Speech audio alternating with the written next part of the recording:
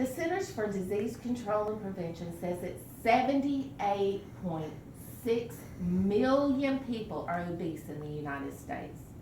Have you been one of those people who diet, exercise, lose a few pounds, and turn around, have those few pounds come back plus some? I know I have been on the roller coaster diet. The purpose of my speech is to persuade my audience that lap band surgery is better than gastric bypass.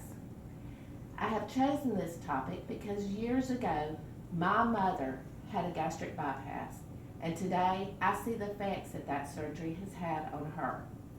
The lap band is better because it is less invasive, there are fewer complications, and it is easier to reverse.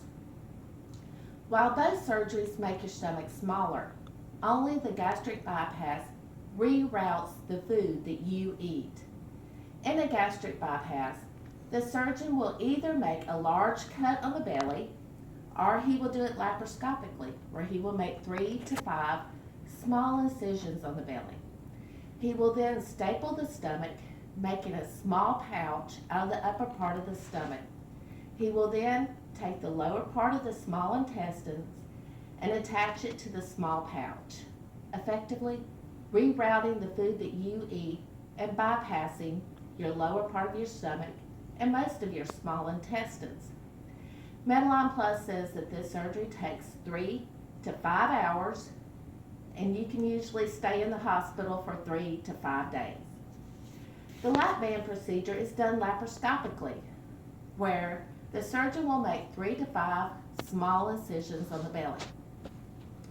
He will then take and place an inflatable device around the upper part of the stomach. A thin tube is attached to this inflatable device that leads to an access port. This access port is placed right under the skin, where a doctor can either add or remove saline to tighten or loosen the band. Medline Plus says that this surgery can take 30 to 60 minutes, and you can usually go home the day of the surgery. Not only is the lap band less invasive, but there are fewer complications. Because the gastric bypass circumvents the lower stomach and most of your small intestines, it affects your body's ability to absorb the nutrients that it needs. Patients have to take vitamins for the rest of their lives.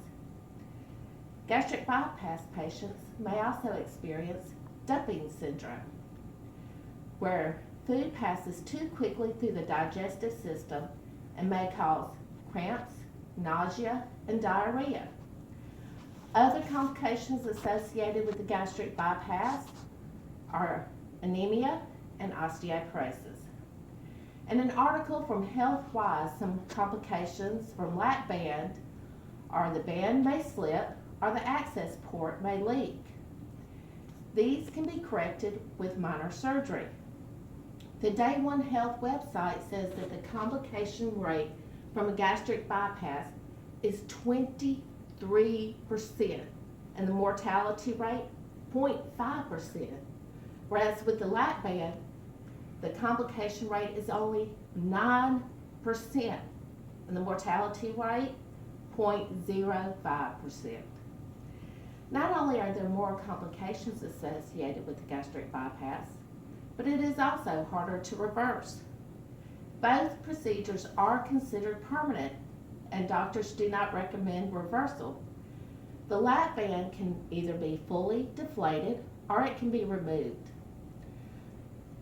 Day One Health says that patients who experience severe complications with the gastric bypass, reversal is not impossible, but it is risky, takes a long time, and a long recovery period. In conclusion, I wanted to persuade my audience that lap band surgery is better than gastric bypass. A lap band is better because it is less invasive, there are fewer complications, and it is easier to reverse. I have chosen this topic because years ago my mother had a gastric bypass, and I see the effects that it has had on her. If your body mass index is 40 or greater, and diet and exercise are not working for you, consider talking to your doctor, about the lap band procedure. The lap band is not a quick fix for weight loss, but it is part of a lifestyle change of diet and exercise.